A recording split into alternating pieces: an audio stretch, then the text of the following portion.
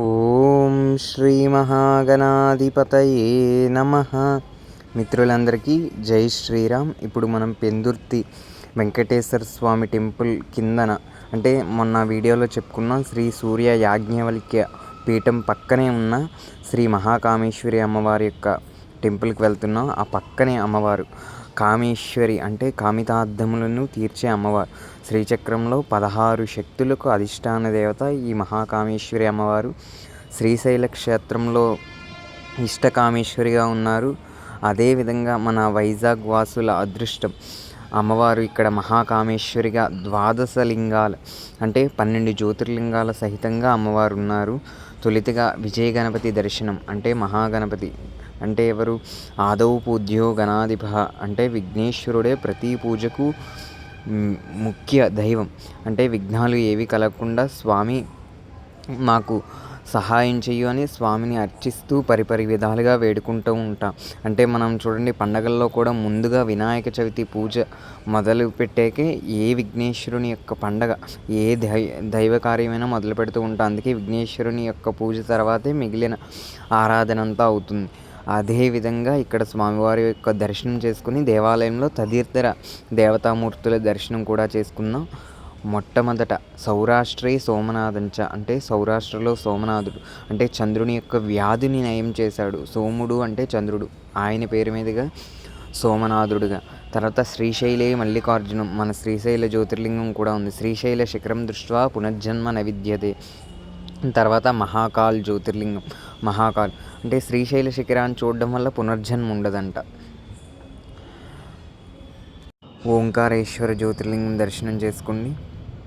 తర్వాత వైద్యనాథ జ్యోతిర్లింగం. వైద్యనాథుడు అంటే వ్యాధులను నయం చేస్తూ వైద్యుడిగా మనకి మంచి ఆరోగ్యాన్ని ప్రసాదిస్తూ ఉంటారు. తర్వాత డాకిన్యాం భీమశంకరం అంటే భీమశంకరుని అవతారం అనమాట. స్వామివారు భీమశంకరుడిగా అంటే తన భక్తుని రక్షించటానికని స్వామివారు జ్యోతిర్లింగ స్వరూపంలో వెలిసారు. తర్వాత ఆ పక్కనే షణ్ముఖుడు. షడాననం కుంకుమార్ధవర్ణం మహాబలిం దివ్యమయూరవాహనం రుద్రస్య రూపం సురదేన్యనాదం గుహం సదాహం శరణం ప్రపద్ది. 6 ముఖాలతో షణ్ముఖుడు దర్శనమిస్తున్నారు. స్వామి దర్శనం చేసుకుందాం. సేతు బందేతు రామేశం రామేశ జ్యోతిర్లింగం రామేశ్వరుడుగా స్వామివారు ఇక్కడ దర్శనమిస్తున్నారు. నాగేశం దారుకావనే దారుకావనంలో నాగేశ్వరుడుగా స్వామివారు. వారాణస్యాంతు విశ్వేశం విశ్వనాథుడిగా అంటే కాశీలో ఎలా శివలింగం అంటే ఆలయంలో గర్భాలయంలో మూలకుంటుందో అదేవిధంగా ఈ దేవాలయంలో కూడా కాశీ విశ్వనాథుడు అలాగే ఉంటారు స్వామివారు.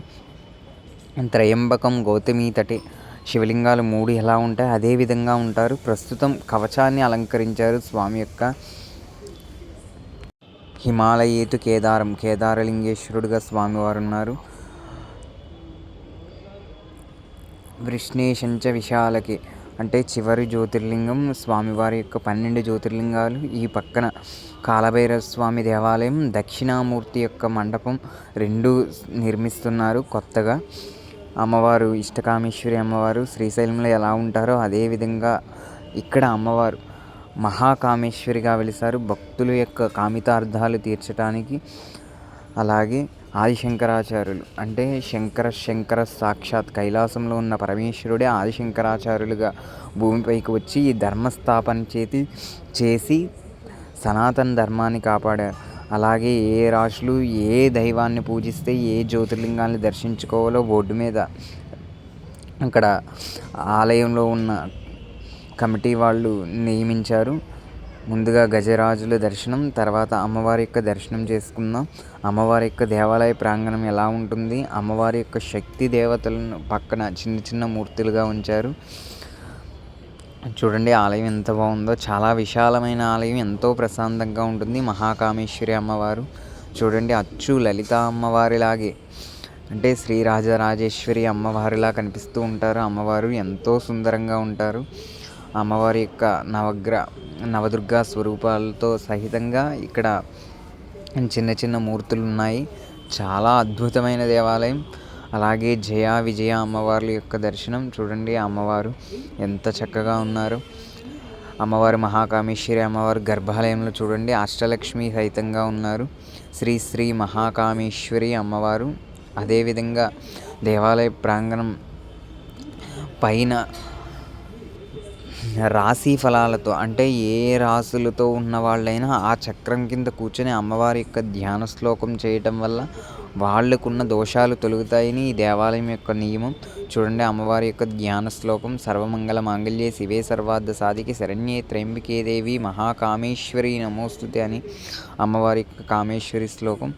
అలాగే అమ్మవారి యొక్క దేవాలయం పక్కనే గోశాల, అంటే శుభకామాయే విద్మహే కామదాత్రే చ ధీమహి తన్నో ధేను ప్రచోదయాత్, అంటే సకల దేవతలు గోమాతలోనే ఉంటారు. మిత్రులందరూ ఈ ఛానల్ సపోర్ట్ చేస్తారని కోరుకుంటూ మిత్రులందరికీ జై